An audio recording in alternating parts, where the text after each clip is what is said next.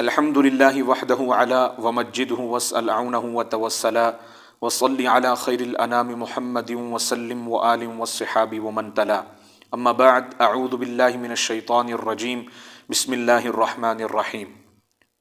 حمد و صلوات کے بعد تمام دیکھنے والوں کو السلام علیکم ورحمۃ اللہ وبرکاتہ۔ میں ہوں قاری محمد اویس اور آپ دیکھ رہے ہیں میرا یوٹیوب چینل۔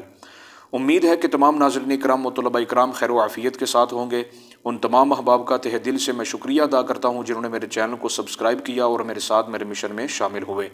دعا کریں کہ اللہ کریم مجھے اپنی منزل میں کامیابی و کامرانی عطا فرمائے، درست تلفظ، ادائیگی تجوید کے ساتھ، عربی لب و لہجہ میں، خوبصورت آواز میں، قراءات قرآنیہ کی شناسائی کے ساتھ قرآن پاک سیکھنے اور سکھانے کی توفیق عطا فرمائے اور اس عظیم کتاب کی بروز قیامت ہمیں شفاعت کاملہ نصیب فرمائے۔ قراءت سبع و عشرہ کورس کا آج ہمارا لیسن نمبر 57 ہے۔ آج کے سبق میں ہم سیکھیں گے قراءت سیدنا امام نافع مدنی رحمۃ اللہ تعالی بروایت سیدنا امام عیسیٰ قالون رحمۃ اللہ تعالی پہلے پارے کے جو باقی رکوع رہ گئے تھے وہ آج ہم کیا کریں گے، آج کے سبق میں سیکھیں گے۔ آپ کو معلوم ہے کہ پچھلے لیسن کے اندر آپ نے پہلے پارے کے پہلے 4 رکوعوں کو کیا کیا تھا، سیکھا تھا۔ ان کے کلمات کے جو اختلاف تھے وہ آپ نے کیا کیے، جانے۔ اور آگے جو ہے وہ 5واں رکوع ویسے ہی ہے جیسے قراءت سیدنا امام حفص رحمۃ اللہ تعالی میں ہم پڑھتے ہیں۔ آگے رکوع نمبر 6 سے لے کے رکوع نمبر 16 تک، یعنی آج ہمارا پہلا جو پارہ ہوگا وہ کیا ہو جائے گا، الحمدللہ ختم ہو جائے گا۔ اور جو اس کے اندر کلمات کے اختلاف ہوں گے وہ آج ہم کیا کریں گے، سیکھیں گے۔ بہت ہی آسان سا سبق ہے، بس آپ نے توجہ کے ساتھ شروع سے آخر تک سماعت فرمانا ہے۔ توجہ کے ساتھ سننے کے بعد آپ کے ذہن میں کسی بھی قسم کا کوئی سوال باقی نہیں رہے گا۔ سبق شروع کرنے سے پہلے اگر آپ میرے چینل پر نیو ہیں تو جلدی سے میرے چینل کو سبسکرائب کر دیں، ساتھ میں دی گئی گھنٹی کے نشان کو بھی دبا دیجیے تاکہ میری ہر نئی ویڈیو کا نوٹیفیکیشن بآسانی آپ تک پہنچتا رہے۔ تو آئیے سبق کا آغاز کرتے ہیں۔ محترم واجب القدر ناظرین کرام اور طلباء کرام، یہاں پر میں آپ کو متنبہ کر دوں کہ میں صرف قرۂ سبع کے جو کلمات کے اختلاف ہیں وہ پہلے پارے کی حد تک اختصار کے طور پر آپ کے سامنے پیش کرنے کی کوشش کروں گا۔ قواعد لکھ لینے ہیں اور ان کو آپ نے کیا کر لینا ہے، ذہن نشین کر لینا ہے، اور پھر خود ہی سے 29 پاروں کے اندر آپ نے اس کو کیا کرنا ہے، محنت کے ساتھ خود فٹ کرنا ہے، ٹھیک ہے۔ یہ قرۂ اکرام کے لیے تو بہت ہی آسان ہے کیونکہ ان کو یہ علم ویسے ہی علم التجوید سے کافی حد تک معلوم ہو چکا ہوا ہوتا ہے، تو ان کے لیے یہ سیکھنا اور پڑھنا جو ہے وہ کوئی مشکل نہیں ہے۔ لیکن عوام الناس کے لیے یہ میں گزارش کرتا ہوں کہ جب وہ محنت کریں گے تو ان کے لیے بھی یہ کیا ہو جائے گا، آسان ہو جائے گا۔ دنیا میں کوئی چیز بھی مشکل نہیں ہوتی، اگر محنت کریں تو اللہ کامیابی ضرور عطا فرما دیتے ہیں۔ بھائی کرام، یہاں سے ہم سیکھیں گے رکوع نمبر 6 سے رکوع نمبر 16 تک، ٹھیک ہے۔ بس کلمات آپ نے کیا کر لینے ہیں، سب سے پہلے قلم کے ساتھ اس کو نوٹ بک کے اوپر لکھ لینے ہیں، پھر بعد میں ذہن نشین کرنا ہے، اور پھر بعد میں جس طرح آپ قراءت کی مشق کرتے ہیں ویسے ہی آپ نے کیا کرنی ہے، کلمات کی مشق کرنی ہے، آیات کی مشق کرنی ہے۔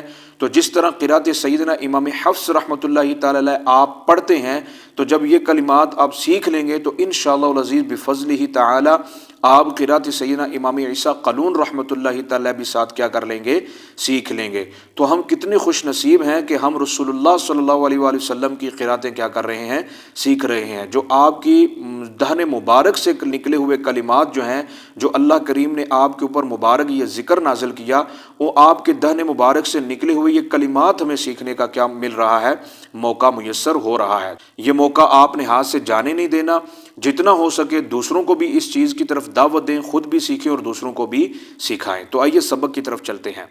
تو پچھلے لیسن کے اندر آپ نے پہلے جو 4 رکوع تھے ان میں کلمات کے جو اختلاف تھے وہ آپ نے بخوبی جان لیے ہوں گے۔ امید ہے کہ آپ نے وہ لکھے بھی ہوں گے اور یاد بھی کیے ہوں گے اور ساتھ میں ان کی مشق بھی کی ہوگی۔ یہ بہت آسان سا ہے، بس آپ نے توجہ کرنی ہے۔ قرآن کرام کے لیے تو بہت ہی آسان ہے، عوام الناس کے لیے بھی بس وہ تھوڑی سی محنت کریں گے تو انشاءاللہ عزیز ان کی بھی اس چیز کی طرف جو ہے وہ لذت اور لگن شامل ہو جائے۔ نمبر 6 کے اندر 2 کلمے آتے ہیں، ایک ثم اتخذتم العجل اور دوسرا کلمہ آتا ہے حطۃ نغفر لکم، ٹھیک ہے۔ قراءت سیدنا امام حفص میں تو ہم پڑھتے ہیں نا ثم اتخذتم العجل، لیکن قراءت سیدنا امام عیسیٰ قالون رحمۃ اللہ تعالی میں ہم پڑھیں گے ثم اتخذتم العجل، ذال کا تا میں کیا کر دیں گے، ادغام کر دیں گے، ٹھیک ہے۔ ذال کا تا میں ادغام کریں گے تو وہ قراءت سیدنا امام عیسیٰ قالون بن جائے گی، اور اگر ذال کا تا میں بغیر ادغام کیے پڑھیں گے تو وہ قراءت سیدنا امام حفص بن جائے گی، ٹھیک ہے۔ ثم اتخذتم العجل اور ثم اتخذتم العجل، بس معمولی سا کیا ہے اس میں فرق ہے۔ حطۃ نغفر لکم صیغہ معروف کے ساتھ ہم پڑھتے ہیں حطۃ نغفر لکم، لیکن صیغہ مجہول کے ساتھ آپ اس کو کیا پڑھیں گے؟ حطۃ یغفر لکم، حطۃ یغفر لکم، ٹھیک ہے۔ یہ دو کلمے ہیں رکوع نمبر 6 کے اندر، ثم اتخذتم العجل وحطۃ یغفر لکم، ٹھیک ہے۔ بس یہ دو کلمے ہیں، آپ نے ان کو کیا کرنا ہے؟ لکھنا ہے اور ان کی مشق کرنی ہے۔ ثم اتخذتم العجل حطۃ یغفر لکم، ٹھیک ہے۔ یہ قرأت سیدنا امام عیسیٰ قالون رحمۃ اللہ تعالی علیہ میں کلموں کا کیا ہے؟ اختلاف ہے۔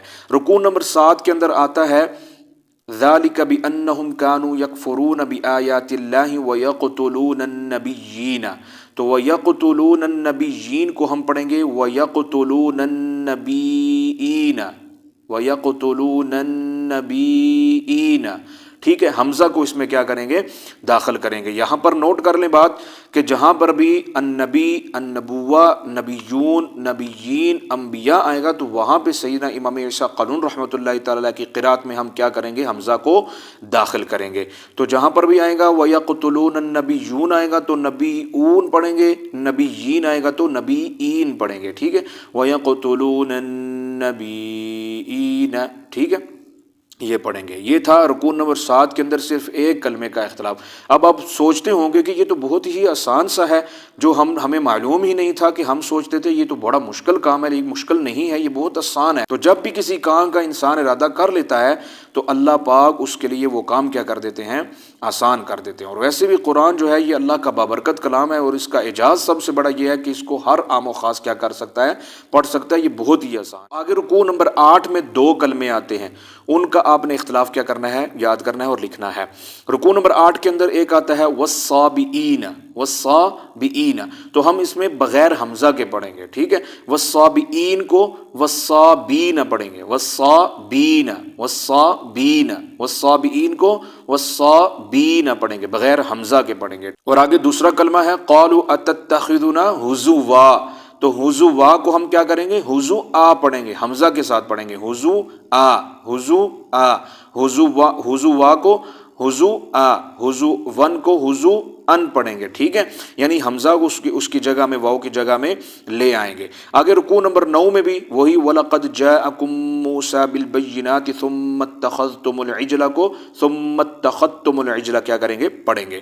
رکوع نمبر 11 کے اندر بھی ایک ہی کلمہ ہے مَن كَانَ عَدُوًّا لِلَّهِ وَمَلَائِكَتِهِ وَرُسُلِهِ وَجِبْرِيلَ وَمِيكَائِيلَ، وَمِيكَائِيلَ ہم پڑھتے ہیں قرأت امام حفص میں، لیکن قرأت سیدنا امام عیسیٰ قالون رحمۃ اللہ تعالیٰ میں ہم کیا پڑھیں گے؟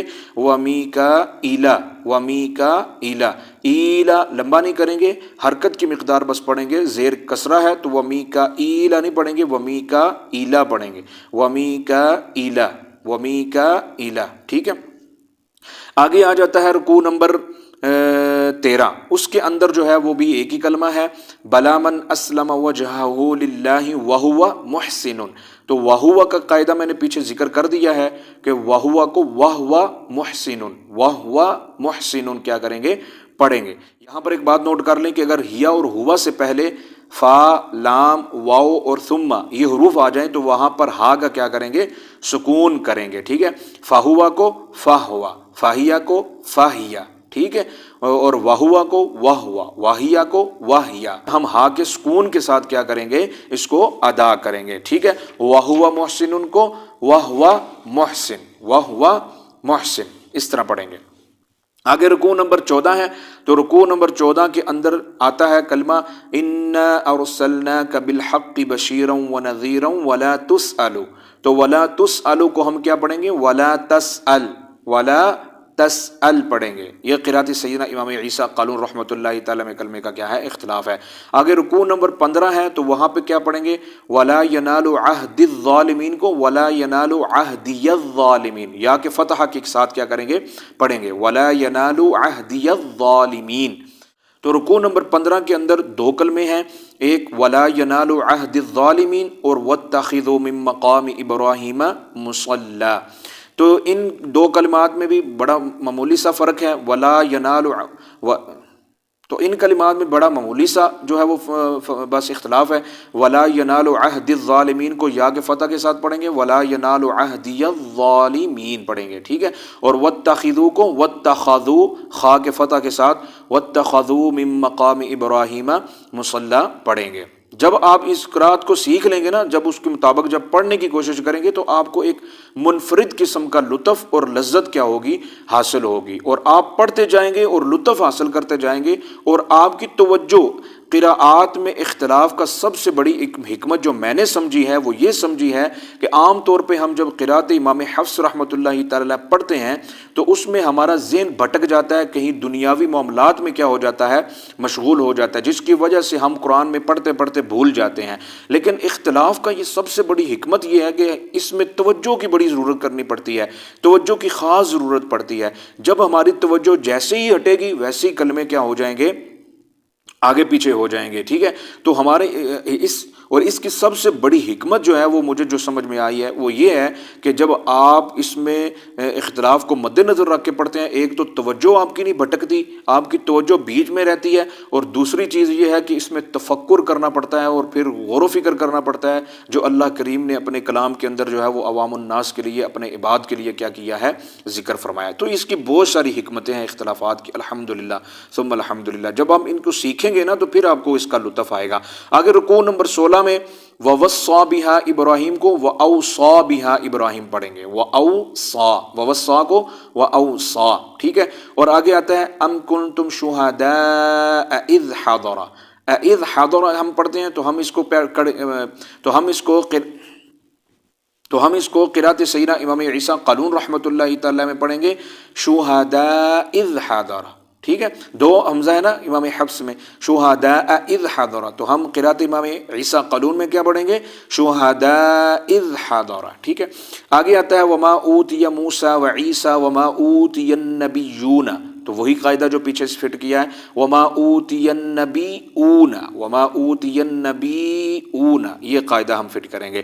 آگے آتا ہے لنا اعمالنا ولکم اعمالکم ونحن له مخلصون، وقف مطلق کے ساتھ. آگے ام تقولون کو ام یقولون یا کے ساتھ کیا کریں گے، پڑھیں گے ام یقولون.